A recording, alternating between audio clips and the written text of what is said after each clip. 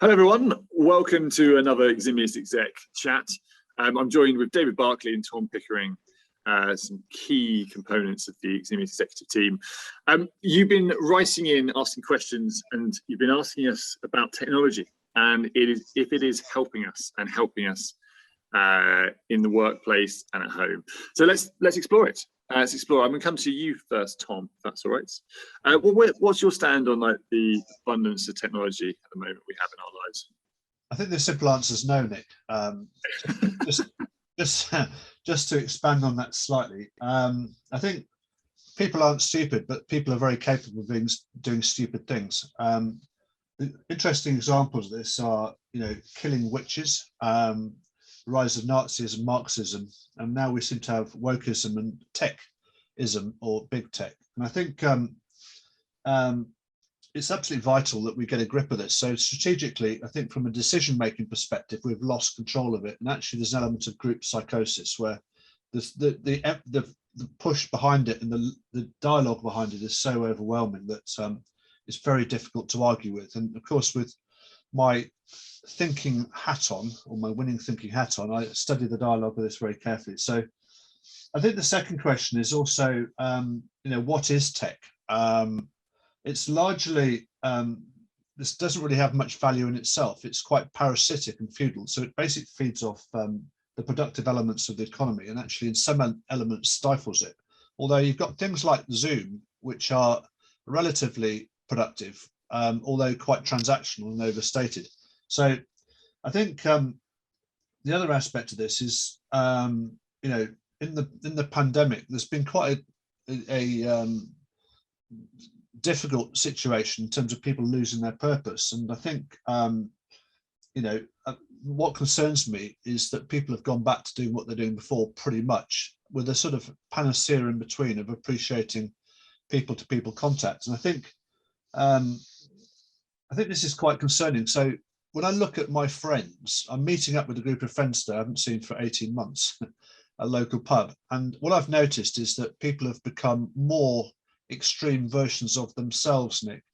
So I am what I am, and other members of my, I'm by far from neurotic, but some of my friends are quite neurotic. Some people are vaxxers, some people are non-vaxxers, and the whole thing has just become more polarized. And we know, so I think, and I've said this many times, I'm going to say it again, that our well-being is highly dependent, Nick, on productive dialogue, and I mean face-to-face dialogue and intimate relationships, because it's that feedback which keeps us in check. So just wrapping this up before I knock the wind out of David's sails, this section, I think the thing I'd say is that, when we're in trouble, right, where do we turn to? Okay, and are we going for our dopamine hits? Or speaking as a former smoker, quite a heavy smoker, the first thing I used to do when I got out of bed was have a cigarette. Okay, and are we turning to our phones? And this is called addiction, Nick. Unfortunately, I've kicked smoking, but I seriously challenge whether or not tech is delivering anything. I think people spend a long time on tech, not delivering stuff. And the simplest one example I'd use of that is business development and winning business off people. Is absolutely about dialogue. So I've never won any work at all. So unless I pick up the phone and speak to people, I'd never win any work. And so the whole notion of tech, being a business development tool, I think is highly to be challenged. So that's a quick, inspiring update, Nick. Well, I mean, you opened with burning of witches, which was yeah. I was like, where are we going? This is an interesting episode. That's good. So bring it there. David, what's from your standpoint, technology and what you see, how it impacts people's lives? Yeah, it's interesting. I've just been having some chats with one of my clients this week, and they had their first sort of meetup in 18 months last week, and it just completely changed some of the attitudes within the business, some of the challenges that people were having, some of the sort of rubbing that was happening between people just seemed to go straight away. When you get everybody together, you get a few drinks out and you have some music and you get people actually talking and getting to know each other as a person. And I think the technology through COVID, just to pick up on some of Tom's things, like things like Zoom, have just been absolutely fantastic. I imagine if we'd had this pandemic 30 years ago, 20 years ago, 10 years ago, most businesses would have been absolutely stuffed. They wouldn't have been able to operate. Whereas it's kept businesses going and business going. But we've lost out on a huge amount of social interaction. And just actually getting to know people as people. I know it's something we've talked about here many, many times, is actually just, getting past the superficial and the sort of transactional meetings that Tom mentioned, and actually just getting to know people. The second thing is are we actually happier with all this technology? I remember speaking to someone about 3 years ago, and they banned emails sort of across teams between, I think it was 9 and 9 or 9 and 8 or something. So 9 p.m. and 8 in the morning. Because what would happen is, particularly over weekends, is that somebody on a Sunday would, one of the sort of senior people, get on email on a Sunday, clear their inbox. And all that did was it just pushed loads of things, action points, onto everybody else. So people were then coming into work at 9 o'clock on a Monday morning feeling as though they were behind, because they'd had all these unopened emails on Sunday. So people then started opening their emails on Sunday, and then they would then answer back and reply to emails. So it's not just you're checking it once on Sunday, you're multiple checking it now over the weekend. But then people would preempt things on a Saturday, so then they would preempt what they were going to be asked to do. So and what then happened was you're pretty much working, or you're not switching off all weekend, and the mental health massively suffered. The quality of work was shot down, and it became a sort of case of just, pushing the problems onto everybody else, as opposed to actually fixing them. And I think that's one of the things that I would say is this technology being used to improve the efficiency of a business or efficiency of someone's life and their productivity? Or is it actually, if we're going to be really honest, is it actually making things just a little bit worse? And people aren't as happy, and they are, always on their phones, as Tom was saying. Do we wake up and we check work emails? Do we, all those kind of things? And is it really therefore helping us and really making the happier, more productive workforces? I think that's a great question, and I think especially if people want to use Zoom as a reason not to go back in the office, even though they know it's probably better for them, those connections. I think it's a tough one, and I think some of the leaders you're talking about who maybe are enforcing that inability to switch off, maybe want to be conscious of this sort of conversation. I found something really fascinating. Is I caught up with a friend who's dating at the moment. They're sort of back, officially double jabs, and they're sort of back out there. I'm like, what's that like? And they're like, it's terrible. Like, you've just got a load of people who have forgotten how to socially interact. So all they talk about is themselves, these whole interactions, and then leave. And it's this pent up need to just, learning to reconnect again, right? And I do think there is, we're into that world. David, what bit of technology would you switch off, like today? You're like, right, that's it, I want this bit gone. I love not prepping you for these, by the way. Yeah. Really good question. I think Twitter. Oh no. No, I love Twitter. The problem is it's just vile. It's just it's part of the accumulation of all these things we've been talking about. It's people who are, their favorite subject is now themselves, and I think the pandemic kind of fed into that, giving a platform where you don't listen to other people, you just speak more and more loudly and vilely about what you want to talk about, be that from opinions on how your football club should be run to politics to, you name it, keep going. And I just think it's having a massively detrimental effect to people's ability to listen and to understand, to empathize with others. And I think just taking the time to listen to someone else's point of view is really hard in 140 characters, and it's very easy to shut someone down in 140 characters. So I really like Twitter, but I just think there's not much good that comes from it. I think the bad that comes from it is outweighing the good at the moment. Yeah, you just reminded me of my last tweet, which is probably a case in point, actually. I think I replied to. You did. I think you interject saying, "Let's have a call." And I'm like, "Yeah, probably missed." So I appreciate that. That was the good side of Twitter. So thank you. Yeah, that is the good side. Tom, what about you? What's the bit you? Yeah, it made me think, which Richard. is good. I like that. So I think I think I'd switch off all social media entirely. Although I haven't quite got the courage to do it. I've seriously thought about deleting my LinkedIn account. And I just put it a slightly different way. That actually there's no value at all. You can't have dialogue.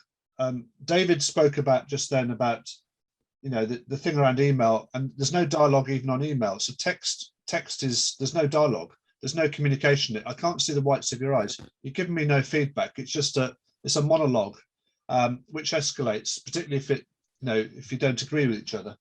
And there's no grace in that. There's no learning. You get this polarization, and you get what you just described, Nick, which is that sort of that weirdness and deteriorating social skills.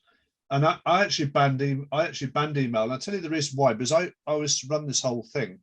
And I used to think I was the center of the universe with hundreds of people working for me in quite a complex operation. I noticed I went on holiday for 2 weeks, never responded to my emails, made no difference at all. And so I actually said, look, what we're going to do is going to ban emails and actually you pick up the phone, right?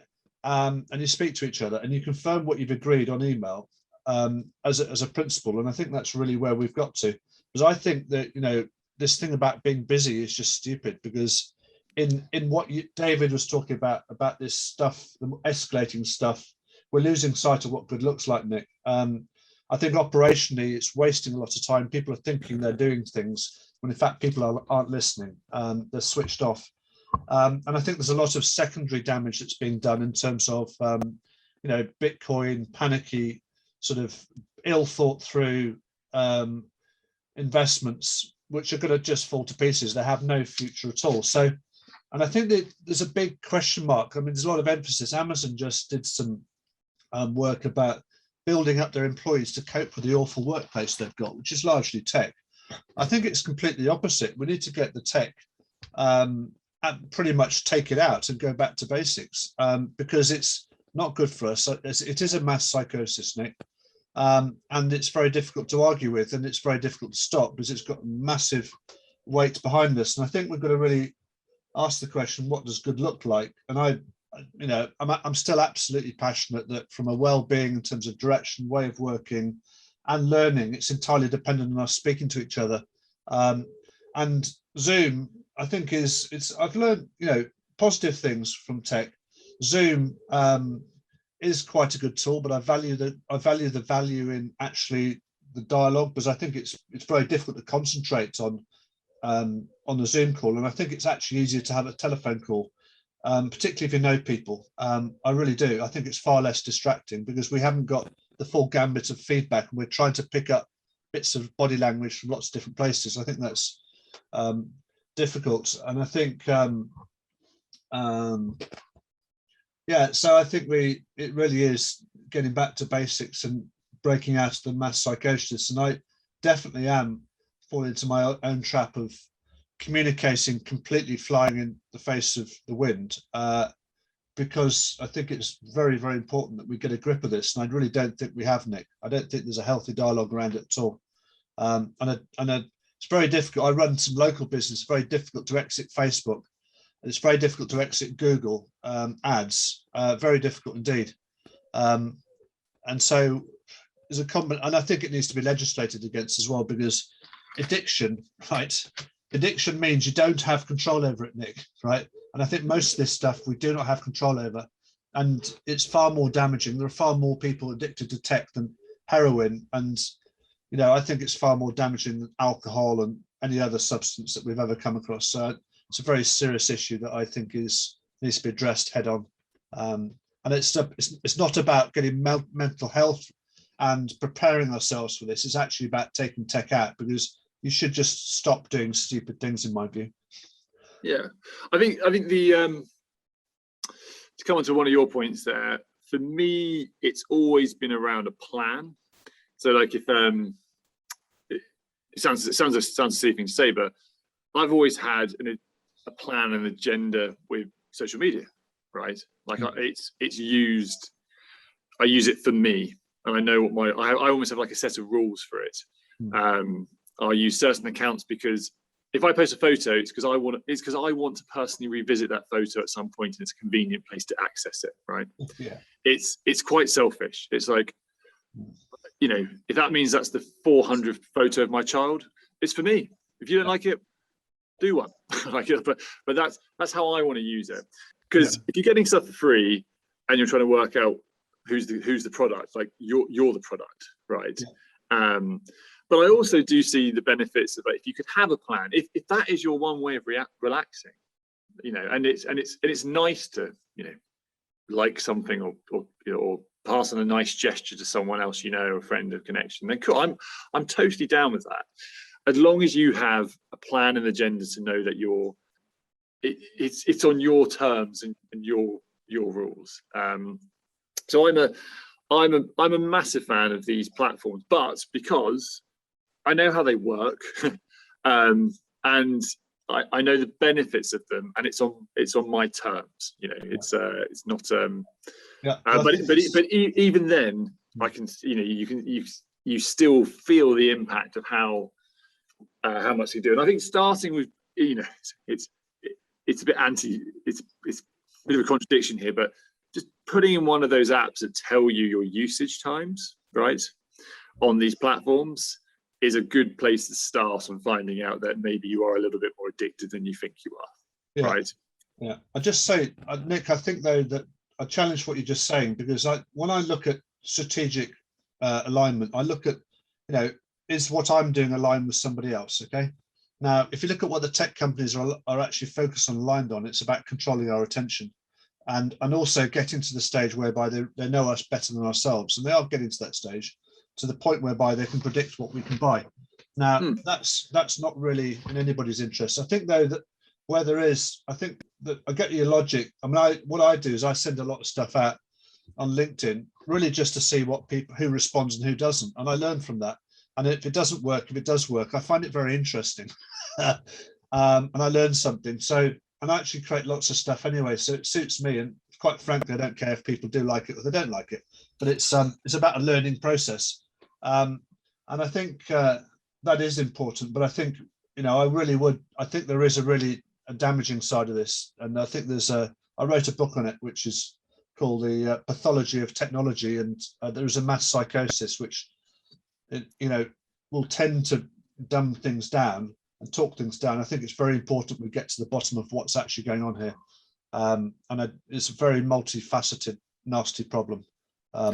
Specifically for my kids, your kids are quite a lot younger than mine, but they've actually come up through this thing, and now they're at a different stage, and the amount of their day that they waste on social media, and also the lack of proper social interaction, Nick, is very damaging for them, and I'm really concerned about them. So it's less about me than it is about them, really. Yeah. We've had this with one of our boys where we need to get him a phone, and I'm rooting through the drawer for like my old brick Nokia 10 that's got Snake on it, and you can I think predictive text might have just come onto it. I'm like, that is an emergency phone, all they need right now. Yeah, put a tracker on it, you know, if you're worried if they're going to get lost or they're going to lose it. Done. Like, let's not get them googling any crap right now. They've got those pleasures to come a bit later. David, any sort of it's a hard one for me, this conversation, because I love tech, but I've also spent gazillions of hours using tech that's meant to make me more efficient. To find the time learning how to use it has made me definitely not efficient. But David, any closing comments for you here? I think probably just take a step back and go, what are you actually trying to achieve in your life, and how does this fit into that? I think this is part of the challenge of tech, and so I don't want to open up another can of worms. We've probably got another 3 years worth of content if we dig into all the topics from today. But I think one of the things is, I think tech tends to overcomplicate a lot of people's lives. And what is it we're actually trying to do, and how is this helping us achieve that? And if it's not, you probably have to have some quite serious conversations with yourself or your team as to what you're trying to do. And I think how is it helping what you're trying to achieve is probably a good question to start with. Yeah, I think that's perfect. I think it's perfect. Well, thank you again for your questions coming in here. I'm trying to do quick, short fire answers to this. Feeding back to you guys. Hope that was useful to get our view on it. As always, a very interesting start and different angle and direction. Totally unprepped, so never know where to go, but lots of fun. Thank you, David. Thank you, Tom, for your time again, and we look forward to catching up with all of you very soon. All the best. Bye.